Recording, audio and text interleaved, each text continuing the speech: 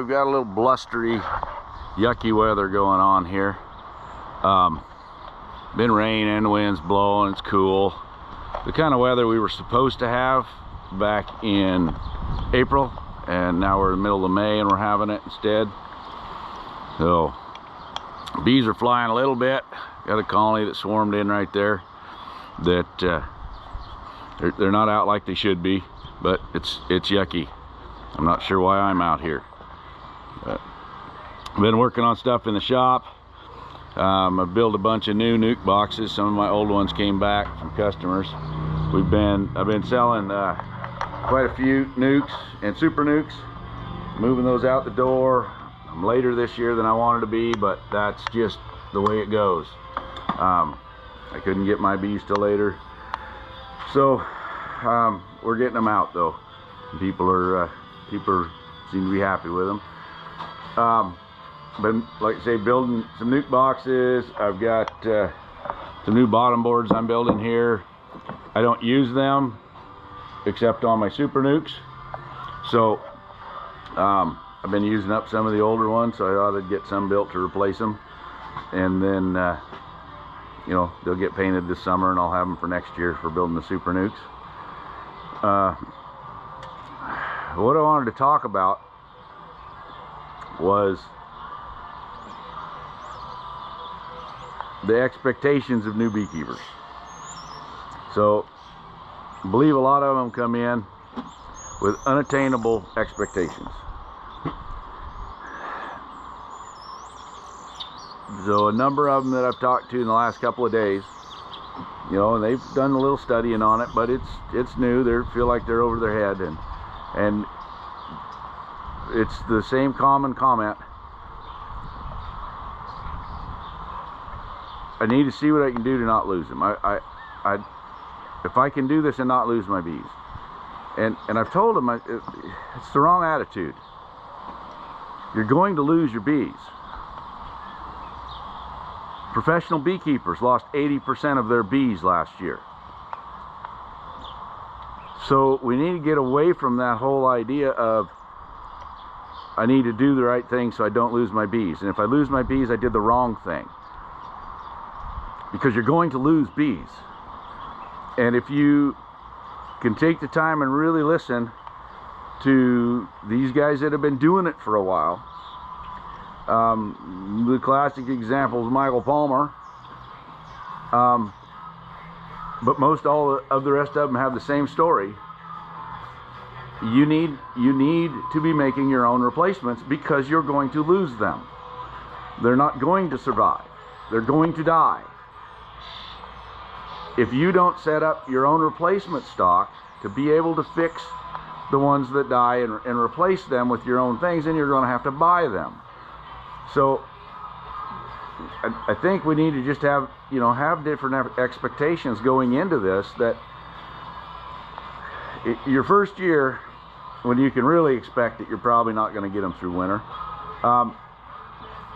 make sure that the education that you get that year for bees is worth what you're going to pay for the nuke next year to fill that box. So if you've just got one box of bees and you're paying $180 for a nuke, if you can get enough education in those bees through the summer to be worth the $180 class, then you've made it. You've done it. You're there. If you've got two of them, you're going to need to be at $360 worth of education.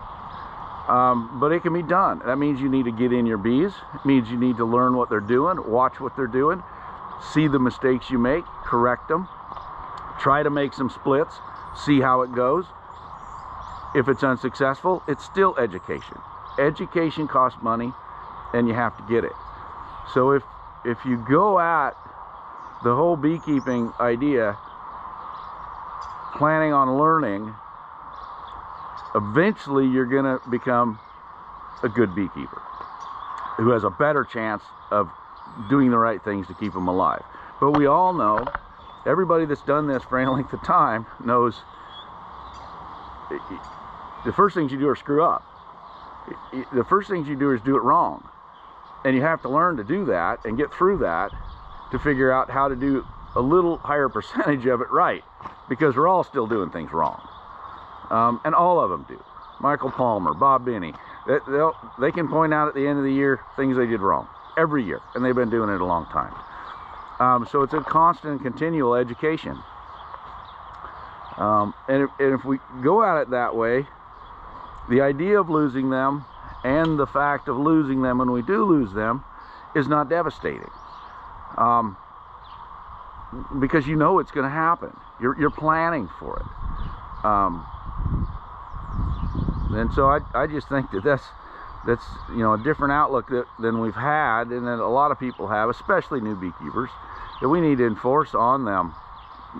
This isn't about getting that 1 or 2 boxes of bees and keeping them alive. It's about keeping live bees in that box. And it's not going to be those same bees. It's going to change. You're going to have new queens. You're going to have to put a nuke in when they fail, and replace it. So let's focus more on learning beekeeping than just on keeping the bees alive. And there's a lot to learn for a new beekeeper. It's just overwhelming, and a big part of the problem is the information out there that they're getting. They can watch a video, mine, any of these other guys. They're getting information as a first-year beekeeper that they don't need for 3 years, and it's cluttering up their mind with a bunch of stuff. But that's just the way it goes, the way it comes. And so you're going to have to bumble through that, and you're going to make those mistakes, and as soon as you did them, say, oh, I knew that. I saw it on a video. I watched somebody do that and knew that wasn't right, but I'd had to do it anyway. So anyhow, that was just a thought I'd had after moving some nukes along this last week, and focus on that learning and growing as a beekeeper, more than fretting and worrying about I got to keep this box alive or I'm a failure, because there's a hell of a lot of good beekeepers out there that didn't keep their bees alive last year. So anyhow, with that, I'm going to get back after it and see if I can get something accomplished on a crappy day.